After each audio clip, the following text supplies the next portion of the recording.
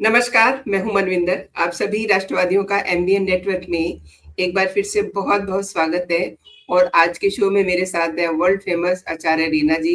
रीना जी की ज्योतिषीय गणना जो उनकी कैलकुलेशन रहती है, बड़ी सटीक रहती है। जो भी भविष्यवाणी अब तक रीना जी ने की है, उनमें से ज़्यादातर सही साबित हुई हैं। अब देखिए, ट्रम्प एक मज़ाक बन रहे हैं या फिर वो अपना मज़ाक करवा रहे हैं, दूसरी बात। एक और सवाल है जो दुनिया भर में बना हुआ है। ईरान, अमेरिका, इज़राइल युद्ध में आके क्या होगा? कब खत्म होगा? ट्रम्प कह रहे हैं कि युद्ध मैं खत्म करूँगा।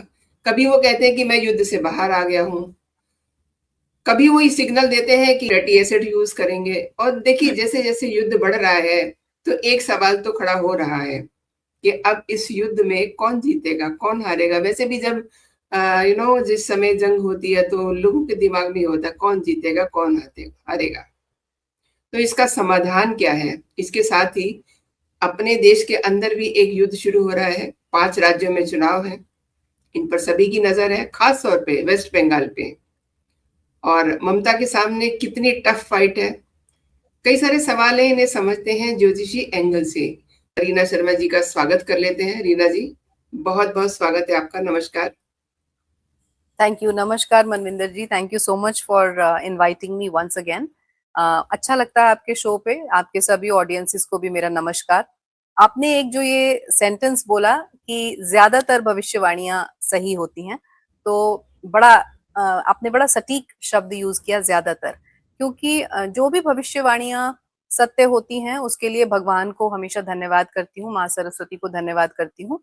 लेकिन जो नहीं होती हैं उसके लिए बस मेरा एक ही स्टेटमेंट है और एक ही बात है कि अगर हर ज्योतिषी की हर बात 100% बात सही होने लगे तो फिर तो वो ब्रह्मा बन गया। एक तो ये चीज। दूसरा, अगर आपको आज के संदर्भ में, आज के सिनारियो में कोई ऐसा एस्ट्रोलॉजर भी मिल जाता है जो 95 टू 97% तक सही प्रिडिक्ट कर लेता है, तो वो कहीं ना कहीं उसने कुछ ना कुछ तो पढ़ाई करी है, कुछ उसका बेस है, कुछ नॉलेज है, कुछ रिसर्च है। और जो कि जब मैं रिसर्च की बात करती हूँ तो ज्योतिष का शोध आसान नहीं है, ये बहुत टाइम कंज्यूमिंग है। उसके बाद हम जब बहुत सारी पत्रियां देख लेते हैं, चाहे वो उस नेशन की या इंडिविजुअल की पत्री हो, फिर उसके वर्गा चार्ट्स हैं, फिर हम वार्षिक चार्ट्स को देखते हैं, फिर हम सोलर इनग्रेस, लूनर इनग्रेस, बहुत सारे चार्ट्स को हम देखते हैं। Then we come to a conclusion after analysing so many things. फिर हमें समझ में आता है अच्छा ऐसा इवेंट घट सकता है, looking at the patterns in the history.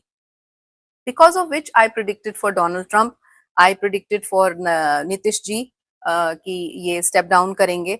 Then I also predicted in November in one of the podcasts कि मार्च में ऐसा कुछ हो सकता है जब हमें फिर से कोविड लाइक सिचुएशन के लिए अपने आप को प्रिपेयर करके रखना पड़े, which definitely didn't mean कि वायरस आएगा. What I meant was कि कोई ऐसी सिचुएशन आ सकती है जिसमें आपको अपने आप को प्रिपेयर्ड रखना पड़ेगा। और जो सेम चीज मोदी जी ने अभी 24-25 तारीख को जो उन्होंने स्पीच दी थी उसमें बोल दिया कि आपको तैयार रहना पड़ेगा, सतर्क रहना पड़ेगा और एकजुट रहना पड़ेगा। सो विच मीन्स आपको ज्योतिष या एस्ट्रोलॉजी आपका मार्गदर्शन कर सकती है, आपको बता सकती है कि सिचुएशन थोड़ी सी एडवर्स होगी, स्मूथ राइड नहीं है, स्मूथ रास्ता नहीं है, तैयार हो जाइए। सो उसका फायदा जो जो उठाए उसके लिए फायदा। आपने बहुत ही प्यारी बात की है। मेरा अपना जो विश्वास है, मैं भी अपने मन की बात कह दूँ। मुझे लगता है कि ज्योतिष विद्या जो है, देखिए, एक हमको संकेत दे देती है कि बरसात आने वाली है, आप छाता ले लीजिए, राइट? जी जी बिल्कुल। बरसात तो आएगी, बरसात तो आएगी। आपका भीगना तय है, लेकिन आप कम भीगेंगे। अगर आपने बिल्कुल छाता ओढ़ लिया है, छाता लगा लिया है, आपने रेनकोट पहन लिया है, तो आप ज़रा कम भीगेंगे, ठीक है? बिल्कुल सही, तो बिल्कुल सही। आते हैं अपने मुद्दे पे। ट्रम्प का क्या जी खेल चल रहा है? युद्ध में पॉज़ भी चल रहा है, देखिए, मिसाइलें भी दागी जा रही हैं। कैसे देखती हैं? क्योंकि ट्रम्प पर तो किसी का भरोसा ही नहीं रहा। ईरान पे जैसे-जैसे हमले हो रहे हैं, ईरान भी रिटेलिएट कर रहा है, काउंटर कर रहा है। मतलब अब ये सवाल उठ रहा है कि ये कब तक चलेगा? और देखिए, जो देश इस समय युद्ध में नहीं है, जिनका इस युद्ध से कोई लेना-देना नहीं है, उन पर भी इनका इम्पैक्ट अब दिखने लगा है। ये जी। सो ट्रम्प की जब भी बात करते हैं तो मुझे अपना जो मैंने फर्स्ट टाइम उनके लिए प्रिडिक्ट किया था 1.5 साल पहले कि ट्रम्प का जो टाइम लाइन है वो किस तरीके से अनफोल्ड करेगा अपने आप को, and I had very precisely mentioned कि वो इक्लिप्स बॉर्न है। दोबारा उनकी कुंडली तो मुझे रट गई है, इतनी बार मैंने उनके बारे में बताया है। He is an Eclipse born. उनका चंद्रमा भी और सूर्य भी दोनों राहु केतु एक्सिस में है, सिंह लगन के जातक हैं, और उनके जो जब उनका जन्म हुआ था तब देवगुरु बृहस्पति भी अतिचारी थे और रेट्रोग्रेड मोशन में, स्टेशनरी मोशन में थे। और आज की डेट में भी देवगुरु बृहस्पति अतिचारी हैं और इस तरीके से प्लेस्ड हैं कि ट्रम्प की कुंडली में उसको बहुत एडवर्सली इंपैक्ट कर रहे हैं। और गुरु ही, देवगुरु बृहस्पति ही की दशा उनकी चल रही है। अष्टम भाव के लॉर्ड हैं, 8th लॉर्ड हैं ट्रम्प की कुंडली में, और उनका टाइम पीरियड चल रहा है इस समय। और जब इक्लिप्सेस आए हैं, विच हैपेंड, एक इक्लिप्स हुआ था सितंबर 2025 में और एक इक्लिप्स आया है 3 मार्च 2026 को। इन इक्लिप्सेस के बीच में आई वेरी स्पेसिफिकली सेड, एक तो वो ऑलरेडी इक्लिप्स, फिर ये इक्लिप्सेस आए, तो वो ऐसे ऐसे डिसीजंस लेंगे जो in the future, in the long run उनके बहुत अगेंस्ट जाएंगे। और ऐसा हमने होते हुए देखा, पर उसको और ज्यादा मोहर लगा देगा ये टाइम पीरियड जो कि जून के बाद आने वाला है। And why do I say that? Because आपने, जैसे मैंने बोला, इक्लिप्स के दौरान उनकी छवि बिगड़नी शुरू हो गई और जून के बाद वो बहुत क्लियरली लोगों के सामने आ जाएगा कि अब तो ये नहीं बचेंगे, इनका डाउनफॉल है ही है। और जिस तरीके की हरकतें वो इस समय कर रहे हैं, ईरान के साथ उन्होंने युद्ध छेड़ा, जो कि जनरली पास्ट में नहीं देखा गया कि बड़े जो सुपर पावर्स होते हैं वो एक वेल सेटल्ड देश के साथ लड़ाई करें या युद्ध छेड़ें, जो कि अगर हम ह्यूमैनिटेरियन ग्राउंड्स पे देखें तो बहुत अच्छी बात है। लेकिन जिस तरीके से उन्होंने करा, against the policies, against the rules, without listening to anyone, अपनी मन मर्जी, आज ये कल वो, 5 दिन के लिए वो बोल रहे हैं कि मैं आपको टाइम दे रहा हूँ, फिर उन्होंने 5 घंटे भी वेट नहीं करा।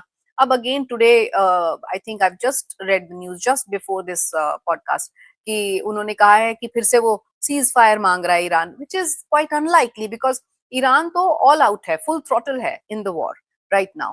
क्योंकि देखिए उनके रूलर को मार दिया गया, खमेनी को। अब जो दूसरे उनके जो सुपुत्र आए हैं वो भी कहीं हाइड आउट में है, वो भी बच रहे हैं। बट आप एज अ, मतलब मैं एक देश के नजरिए से नहीं, उस इंसान के नजरिए से सोचिए जिसने अपने पूरे परिवार को खोया है, वो किस स्टेट ऑफ माइंड में होगा? वो सीज फायर मांगेगा?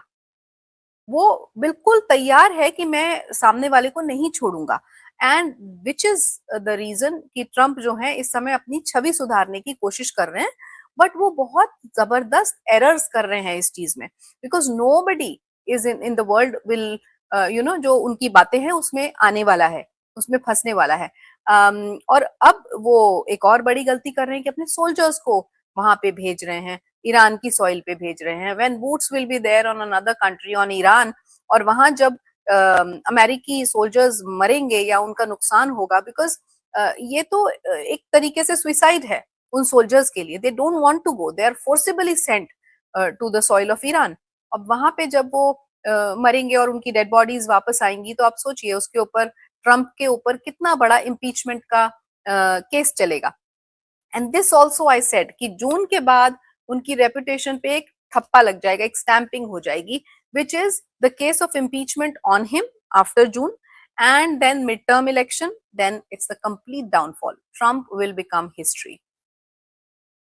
आपने सही कहा, क्योंकि जो सिनेरियो हम देख रहे हैं, जो पॉलिटिकली जो वो कर रहे हैं, उससे देखिए इनके अपने ही घर में इनका बहुत विरोध हो रहा है। अभी 4-5 दिन पहले नो किंग्स प्रोटेस्ट हुए थे, आपको पता होगा। लेकिन जो पॉलिटिकली जो इनके सामने क्राइसिस है, उसी के बीच में ये कभी-कभी ऐसे संकेत भी देते हैं कि वो ईरान पे डर्टी एसिड यूज करेंगे। क्या लगता है आपको? जी, आपकी इस बात को बोलने से पहले मैं ये बताना चाहूंगी, जो कुछ भी मैंने अभी एक स्टोरी की तरह या न्यूज की तरह अनफोल्ड किया, ये मुझे 1.5 साल पहले पता नहीं था कि ये ऐसे अनफोल्ड होगा। बट जो पता था वो मैंने बोला था कि ट्रम्प हिस्ट्री बनेंगे, ट्रम्प पे इम्पीचमेंट का केस लगेगा और ट्रम्प का डाउनफॉल शुरू हो जाएगा और इक्लिप्सेस के बीच में रॉन्ग डिसीजंस लेंगे। I did not know at that point in time कि क्यों ऐसा होगा, ईरान पे गलत तरीके से हमला करेंगे and then things will unfold. So now this is unfolding. Similarly आप जो बात अब मुझसे पूछ रही हैं, I come back to the question. आपने कहा कि डर्टी एसेट्स को यूज करेंगे. सो डर्टी एसेट्स को यूज करने की मुझे नहीं लगता ट्रंप को हिम्मत है या ट्रंप को परमिशन है. I am using a word permission because Trump is a puppet in someone else's hand. ये मैंने पहले भी बोला था. बिकॉज ट्रंप की अगर हम इंटेलेक्ट की बात करते हैं ना, मरकरी की, वो बड़ा स्ट्रांग है. But Mercury is not just intellect, Mercury is also business mindedness. So what he is trying to do कि जाते जाते मैं कितना अक्यूमुलेट कर सकता हूँ अपने लिए और अपनों के लिए, वो मैं कर लूं. एटलीस्ट मेरी रेपुटेशन तो खत्म हो चुकी है या होने वाली है. He is aware of it, but he is doing everything because his business mind is telling him. वो जो एक ग्रीड आ गई है उनके अंदर, उसके चलते वो ये सब कुछ कर रहे हैं. Plus there is a pressure on him, so he is doing it. और जिसके चलते उनकी रेपुटेशन तो दाव पे है ही, और जो कि खत्म होने वाली है. एंड ही इज थिंकिंग कि ऐसा करने से, या उनको जो बताया गया है कि ऐसा करने से जो डॉलर की वैल्यू कम होने वाली है, या जो इकोनॉमी है यूएस की वो दाव पे लगी हुई है, उसके ऊपर इतना सारा डेट है, तो वो शायद कहीं सुधर जाएगा. और शायद कहीं शॉर्ट टर्म में, शॉर्ट टर्म से मेरा मतलब है जस्ट फ्यू इयर्स, ऐसा लगे भी कि शायद ये एक्शन जो है सही था. But in the long run it will go against USA's economy, number one. Second, जब बाद में हिस्टोरियंस बात करेंगे, या 10 साल बाद, 20 साल बाद, जब इस ईरान वॉर की बात होगी, तो ट्रंप का नाम हमेशा काले अक्षरों से लिखा गया होगा, दिखेगा. साथ में उनके इस एक्शन के ऊपर बहुत जबरदस्त स्क्रूटिनी होगी, और इस एक्शन को गलत साबित किया जाएगा, गलत कहा जाएगा. This will not be considered as a right act what he is taking. और उसका असर उनके ऊपर तो उनकी पर्सनल लाइफ पे, या उनके प्रोफेशन पे, या उनकी पोजीशन पे, तो अभी बहुत जल्द दिख जाएगा. एंड एक बात और है रीना जी, इस युद्ध की आड़ में कुछ देश भारत को भी घसीटना चाहते हैं. क्या भारत इस युद्ध से बचा रहेगा? क्योंकि युद्ध के साइड इफेक्ट भारत के लिए भी बहुत घातक हो सकते हैं. क्या कहती हैं? नहीं, देखिए Manvinder ji, to be practical and looking at Bharat kundli, I can very much से कि नहीं, इम्पैक्ट तो पड़ रहा है और पड़ेगा, बट ये शॉर्ट टर्म इम्पैक्ट है. लॉन्ग टर्म में अगर हम बात करते हैं, या जो मैं एक हमेशा संवत्सर साइकिल की बात करती हूँ, एक लॉन्ग टर्म साइकिल की बात करती हूँ, which is a 60 years long cycle, उसको हम 20 years में डिवाइड करते हैं. तो जो 2020 से शुरू हुई है साइकिल, वो 2040 तक जाएगी. वो वाली जो साइकिल है, उसमें आप भारत को बहुत ट्रांसफॉर्म होता हुआ देखेंगे. अभी चैलेंजिंग पीरियड है. 2028 के बाद एक क्लैरिटी आएगी कि एग्जैक्टली भारत को करना क्या है. और 2030-32 के बाद जब राहु की महादशा शुरू होगी, तब Bharat slowly and gradually technologically अपने आप को बहुत इक्विप्ड कर लेगा. और राहु की महादशा के बीच में, मतलब लेट्स से 2032 में शुरू हो रही है, सो वही time around 2039-40, Bharat will be at a stage where lot of countries will be dependent. अभी भी एक जिसे क्रेडिबिलिटी कहते हैं, वो तो हमारे देश ने बना ही ली है. Now so many countries respect Bharat, and एक रेपुटेशन जो 10-11 साल पहले थी, वो अब छवि बिल्कुल बदल चुकी है. और by the time it will be 38, 39, 40, वो टाइम जब राहु की महादशा को ऑलमोस्ट 7-8 years हो गए होंगे, तब तक हम टेक्नोलॉजिकली सेमीकंडक्टर्स में, एआई में, you talk about aeronautics, you talk about any such field जो टेक्नोलॉजी से कनेक्टेड है, उसमें बहुत अच्छा कर रहे होंगे. और अभी बिल्कुल अभी की बात करूं तो मंगल की महादशा में डिफेंस में हम बहुत अच्छा कर जाएंगे. So any country which is considered as a number one country, वो किन चीजों में अच्छी होती है? उनका डिफेंस स्ट्रांग हो, उनका टेक्नोलॉजी स्ट्रांग हो, उनकी इकोनॉमी स्ट्रांग हो, और उनकी पॉलिटिकल स्ट्रेंथ, उनकी लीडरशिप स्ट्रांग हो. जब ये सारी चीजें स्ट्रांग हो जाती हैं, तो एक कंट्री नंबर वन बन जाती है. So I can very comfortably say that around 2040, India will be a number one country, and it will gain the veto power also. In fact, slowly and gradually we are building on our reputation, and this will be a slow, gradual, very complex, but very successful endeavor. और उसमें हम आगे progression ही देख रहे हैं. सो भारत का progression ही है, but वो लॉन्ग टर्म में है, पेशेंस रखना पड़ेगा, सब्र बहुत जरूरी है। रीना जी, एक बात और समझना चाहती हूँ मैं, मेरे दर्शकों के लिए भी। युद्ध के बाद जी भारत की ग्रोथ रेट आपकी ज्योतिषीय गणना के अनुसार, आपके कैलकुलेशन के अनुसार कहाँ स्टैंड करती है? कितना असर हुआ? और क्या इस सब की वजह से भारत की जो ग्रोथ रेट है कहीं डाउन होगी? किस तरीके से आप देख रही हैं एस्ट्रोलॉजिकली? देखिए, एस्ट्रोलॉजिकली ऑल्सो जब मैं भारत की कुंडली देखती हूँ, और मैंने अभी आपको बोला कि राहु की महादशा आएगी 2032 में, सो राहु एम्पलीफाई करता है, हमेशा हर चीज को बढ़ाता है। और हमारे देश की कुंडली में राहु लगन में बैठा है, सो जब राहु लगन में होता है तो वो एम्पलीफाई करेगा, बढ़ाएगा। मतलब it's like a, I am not talking about expansion, expansion तो बढ़ गया, एम्पलीफाइंग इज जबरदस्त तरीके से expansion. So that expansion I foresee for Bharat in the dasha of Rahu. But till then, जब तक मंगल की दशा है, हमारा मंगल आर्द्रा नक्षत्र का सेकंड हाउस में बैठा है, जो मारक घर होता है, मारक भाव होता है, वहां आर्द्रा का मंगल, आर्द्रा भी राहु का नक्षत्र है। सो इस पीरियड में we will already start working. अभी जैसे हमारी एनर्जी क्राइसिस चल रहा है, या और भी कोई चीजें ऐसी हैं, टेक्नोलॉजिकली हम उतने साउंड नहीं है, सो हमने ऑलरेडी इंडिपेंडेंट होना शुरू कर दिया है उन फील्ड्स में जिनमें हम नहीं थे। लेकिन ये काम ओवरनाइट नहीं होगा, you understand, it will take time. जिस तरीके, चाहे वो ऑयल रिजर्व्स हो, चाहे वो और दूसरी चीजें हैं जो अभी जिन पे हमारी डिपेंडेंसी दूसरे देशों पे है, धीरे धीरे, slowly and gradually, like I said in the previous question you asked me, we are growing. हम एक ग्रोइंग डेवलपिंग कंट्री हैं, और demographically also we are strong, astrologically as well as demographically. क्योंकि जब हम बात करते हैं ज्योतिष की, तो हम देश काल परिस्थिति या देश काल पात्र को जरूर लेते हैं। सो यहाँ मैं देश काल परिस्थिति या देश काल पात्र को कंसिडर कर रही हूँ, तो हमारा देश एक बहुत ग्रोइंग डेवलपिंग कंट्री है, demographically also and population wise also we are very strong, so we will be रीना ग्रोइंग। जी, एक चीज और है, कुछ दो दो टके के नेता हैं जो अब ये सवाल खड़ा कर रहे हैं कि मोदी जी 2027 से पहले रिटायरमेंट ले लेंगे, और वो 2026, कुछ तो ये भी कह रहे हैं कि 2026 वो कंप्लीट नहीं कर पाएंगे।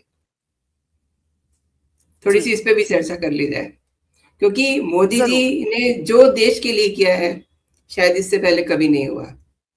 लेकिन अगर ये चर्चा हो रही है तो मैं आपसे इस पे कमेंट चाहूंगी। जी रीना जी। जरूर। देखिए, मोदी जी की जो कुंडली मेरे पास है, या जो डिटेल्स मेरे पास हैं फ्रॉम द पब्लिक डोमेन, उसमें उसके हिसाब से उनका स्कॉर्पियो लगन बनता है, वृश्चिक लगन बनता है। सो स्कॉर्पियो लगन के हिसाब से, और वहां मंगल और चंद्रमा का साथ बैठना, उनकी मंगल की महादशा का रन करना, वो मुझे ये कहता है कि he is a very strong person, in and out, he is a very strong person. और उनका जो टाइम पीरियड चल रहा है, जो दशाएं चल रही हैं, उनको मैं जरूर अभी बोलूंगी थोड़ा चैलेंजिंग पीरियड है। वो एक बहुत ऐसे पीरियड से गुजर रहे हैं जिन पे जिस समय पे उनके ऊपर एलिगेशंस लगने का बहुत बड़ा चांस है, जो कि हमने होते हुए देखा भी। एंड व्हेन आई से एलिगेशंस, तो क्रॉस रोड वाला जैसा सिचुएशन है उनके लिए, but he is a very strong person individually. तो उनकी सेहत भी भगवान की दया से बहुत अच्छी है। सो उस नजरिए से अगर मैं देखूं, तो उनका नेतृत्व भारत के ऊपर से खत्म होता हुआ नहीं देखती मैं। 2026 इज डेफिनेटली चैलेंजिंग। 2027 मिड के बाद मैं, हाँ, ये जरूर देखती हूँ कि उनका उनका जो लेवल है या उनकी जो पोजीशन है वो बदल रही है। बहुत सारे लोग कहते हैं स्टेप डाउन होंगे, मुझे ऐसा हमेशा लगता रहा है कि वो स्टेप अप करेंगे। May be he will become the president of the country, या फिर ऐसी किसी पोजीशन में हो जिसमें बैक एंड पे वो पूरा होल्ड अपने पास रखें और लोगों को गाइड करें, any leadership which is working under him, कि उनका नेतृत्व चलता रहे, क्योंकि बीजेपी तो अभी कहीं नहीं जा रहा। रीना जी, स्पेकुलेशन अलग होते हैं, लेकिन आपकी कैलकुलेशन ज्यादा इंपॉर्टेंट है। आपकी कैलकुलेशन के हिसाब से आपको क्या लगता है, एक पीएम जो 270 सीटों के साथ लगातार प्रधानमंत्री बना, अब इस बार 240 आ गई है, कोई बात नहीं, लेकिन क्या उनको इतनी आसानी से अपना पद छोड़ना चाहिए? क्योंकि पद छोड़ने की बातें बहुत ज्यादा हो रही हैं, और एक और नाम भी उनकी जगह लिया जा रहा है कि उन्हें कौन रिप्लेस करेगा। ये तब हो रहा है जब इंडिया काफी क्राइसिस में चल रहा है, इस समय जो पॉलिटिकली अगर देखें तो वॉर में है काफी सारे कंट्रीज। रीना जी। नहीं, देखिए मनविंदर जी, छवि खराब करने के लिए बहुत सारी बातें करी जा रही हैं, और मैंने आपको बोला भी उनका टाइम पीरियड ऐसा है कि उनके ऊपर ब्लेम्स, एलिगेशंस, उनकी छवि खराब खराब करने की एक टेंडेंसी या एक कोशिश करी जा रही है, लेकिन छवि खराब कर नहीं पाएंगे। बट इस समय लोगों की वो हिम्मत हो गई है कि उनकी छवि के अगेंस्ट या उनके अगेंस्ट कुछ बोल भी पाए, क्योंकि ऐसा पहले पास्ट में कभी हुआ नहीं। बिकॉज जिस तरीके के उन्होंने देश के लिए काम करे हैं, देश को अपना परिवार मान के, एक अलग ही उनका एक स्वर्णिम छवि उन्होंने अपनी बनाई है। सो मुझे आपने जो स्पेकुलेशन वर्ड यूज किया, see I am not speculating at all, this is what I see in the chart, कि उनका ये टाइम पीरियड खराब है। बीजेपी कहीं नहीं जा रहा, उनका नेतृत्व कहीं नहीं जा रहा। और जहां तक रही अपनी पोजीशन छोड़ने की बात, सो वो सिर्फ और सिर्फ अपनी खुद की स्वेच्छा से छोड़ेंगे। कोई उन्हें फोर्स नहीं कर सकता कि जबरदस्ती की एलिगेशन लगा के उनको सीट से हटा दिया गया। This is not something that I am saying, वो तो कभी होने वाला नहीं है। It will never happen, mark my words. But वो अपनी इच्छा से किसी स्ट्रेटेजी, क्योंकि आपको पता है वो चाणक्य नीति को फॉलो करते हैं, and he himself is exactly. The Chanakya for Bharat. So अगर वो ऐसा करते हैं, there is a big strategy behind it. It's not a fall, it's not a loss for him. वो एक स्ट्रेटेजी होगी जिसमें and what he is thinking behind it, उनकी क्या इसके पीछे थॉट प्रोसेस है या क्या उनका प्लान है, ये तो वही जाने। बट उनकी भी एक अच्छी खासी टीम होगी एस्ट्रोलॉजर्स की, जो उन्हें गाइड करती होगी कि इस समय आप थोड़ा सा होल्ड अपना किसी और को दे दें, लगाम किसी और को दे दें, क्वाइट पॉसिबल। और कुछ उपाय का भी पार्ट ये हो सकता है। सो उस नजरिए से मैं बोल रही हूँ कि हो सकता है कि वो उस पोजीशन को छोड़ें फॉर सम टाइम। रीना जी, देखिए, हाथी मस्त चलता है, और वो वर्ड यूज नहीं करना चाहती जो भौंकते रहते हैं। तो वो चलता रहता है। बात करते हैं ममता बनर्जी की।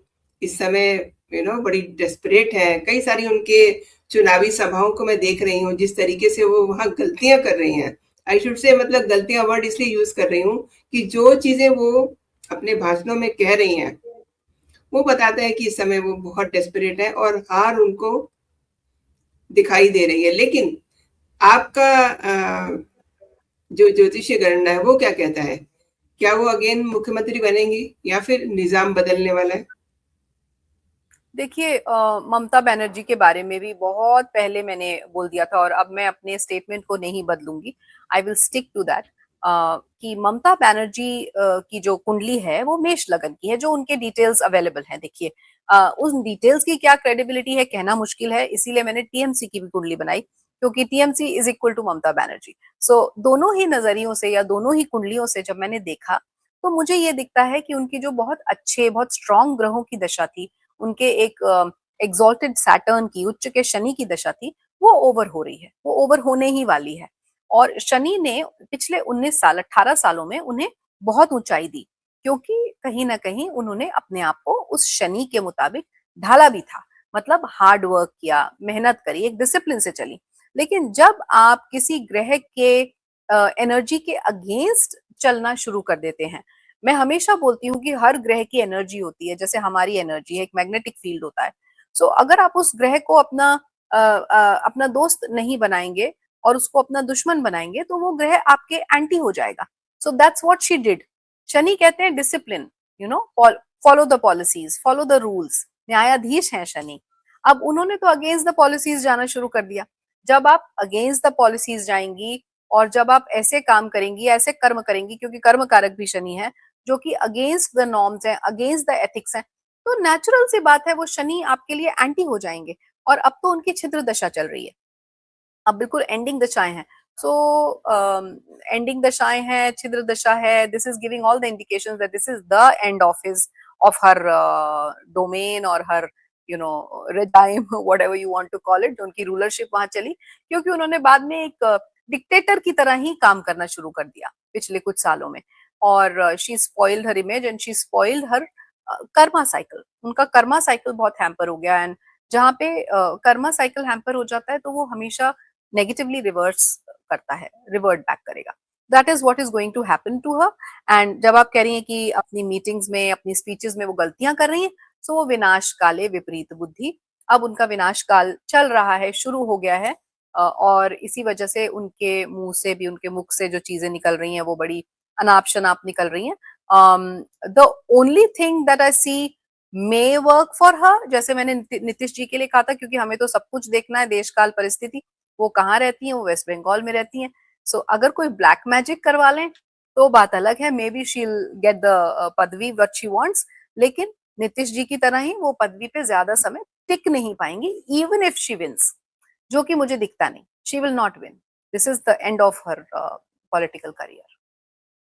मुझे ध्यान आया, आपने नीतीश जी के लिए कहा था कि वो पद से हटेंगे, चाहे वजह कोई भी हो। लेकिन मैं जी, अब ये भी जानना चाहती हूँ कि बिहार में अगला सीएम कौन होगा? कुछ आप कैलकुलेट कर पा रही हैं ज्योतिष के हिसाब से? देखिए, जो मेरे पास डिटेल्स हैं या जो मेरे पास चेहरे हैं या जिनकी कुंडलियां हैं, उनमें तो पासवान जी जो हैं वो मुझे आते दिखते हैं। लेकिन अभी मैंने थोड़ी देर पहले कहा, मोदी जी बहुत बड़े स्ट्रेटेजिस्ट हैं। अब बीजेपी में नए चेहरे भी आते हैं। अगर कोई अचानक नया चेहरा आ जाए तो बात अलग, क्योंकि नए चेहरे आ सकते हैं। और क्वाइट पॉसिबल, बिकॉज एक रिसर्च चलती रहती है बैक एंड पे। जो कि ज्यादा क्रेडिबल होगा, लायक होगा, वो वहां का मुख्यमंत्री बनेगा। बहुत सही कहा आपने। और अक्सर हमारे जो दर्शक हैं, वो कमेंट करके हमको बताते रहते हैं, आपके जो हम ज्योतिषीय शो करते हैं, चीज़ों को बहुत ध्यान से देखते हैं और वो उनको एप्रिशिएट भी करते हैं। रीना जी, आपने मेरे लिए समय निकाला और मेरे दर्शकों को आपने कई महीन मुद्दों पे जानकारी दी। आपका बहुत-बहुत धन्यवाद। जय हिंद, जय भारत। वंदे मातरम। जय हिंद, जय भारत, वंदे मातरम।